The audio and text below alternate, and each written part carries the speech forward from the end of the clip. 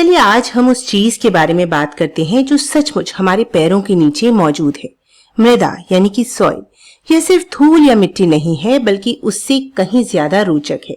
मृदा को हमारे ग्रह का एक आधार स्तंभ मानिए।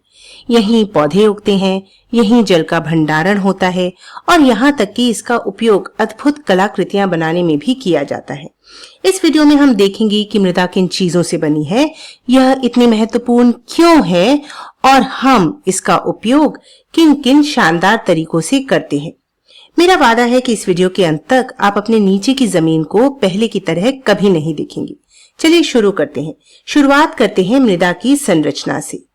आखिरकार मृदा की संरचना क्या होती है? इसे आप मृदा के व्यक्तित्व की तरह समझिए।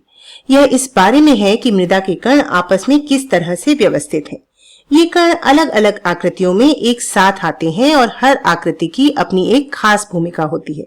जैसे कि स्तंभीय संरचना, जैसा कि नाम से पता चलता है, ये मृदा में खंभों जैसी खड़ी आकृतियां होती हैं।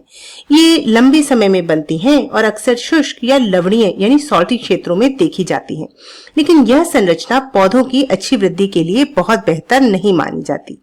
इसके बाद आती है कणकामयी यानी कि ग्रैनुअल टाइप। इसमें छोटे और भुरभुरे कण होते हैं जो मृदा को ढीला और हवादार बनाए रखते हैं। इससे जड़ों को फैलने और बढ़ने के लिए सहायता मिलती है। पौधे उगाने के लिए यह एकदम सही है। इसके बाद आती है स्तरित संरचना। स्तरित संरचना या लेमिनार टाइप बिस्किट की परतों की तरह होता है, जहां मृदा की पतली पतली परतें एक दूसरे के ऊपर सलीके से सजी होती हैं। और अंत में आती है ब्लॉकी टाइप, जिसमें मृदा के बड़े और सख्त टुकड़े या ब्लॉक होते हैं। ये दिखने में मजबूत लगते हैं, लेकिन असल में ये अपने अंदर से हवा और पानी को आसानी से गुजरने देते हैं। इस कारण से इस मृदा पर काम करके पौधों को आसानी से उगाया जा सकता है। इन अलग अलग कणों का आकार इस बात पर असर डालता है कि पौधे कैसे बढ़ेंगे और मृदा हवा और पानी को कैसे संभाल पाएगी।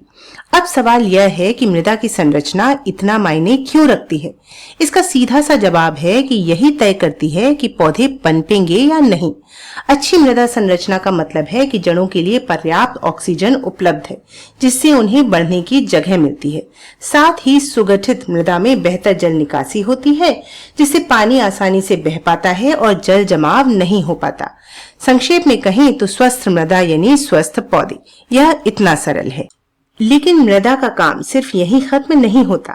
मृदा प्रकृति की एक मल्टीटास्कर है और यह सिर्फ पौधों के उगने की जगह से कहीं बढ़कर है। आइए इसके कुछ और अद्भुत कार्यों को देखते हैं। तो सबसे महत्वपूर्ण है पादप संरक्षण यानी प्लांट कंजर्वेशन। मृदा पौधों को पोषक तत्व और सहारा देती है, जिसके बिना न हरियाली होती है और न ही हमारा भोजन। इसका एक और मजेदार गुण है सुघट्यता यानी प्लास्टिसिटी। थोड़ा पानी मिलाकर आप इसे किसी भी आकार में ढाल सकते हैं, जैसे मिट्टी के बर्तन, ईंटें, दिए या मूर्तियां। पकने के बाद ये चीजें इतनी कठोर और टिकाऊ हो जाती हैं कि सालों साल चलती हैं।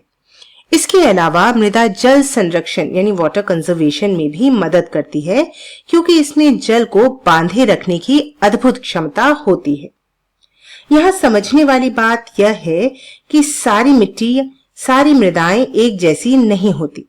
अगर हम मृदा के कुछ खास प्रकारों की बात करें तो सबसे पहले आती है चीनी मिट्टी, जिसे चाइना क्ले या काउलिन भी कहा जाता है।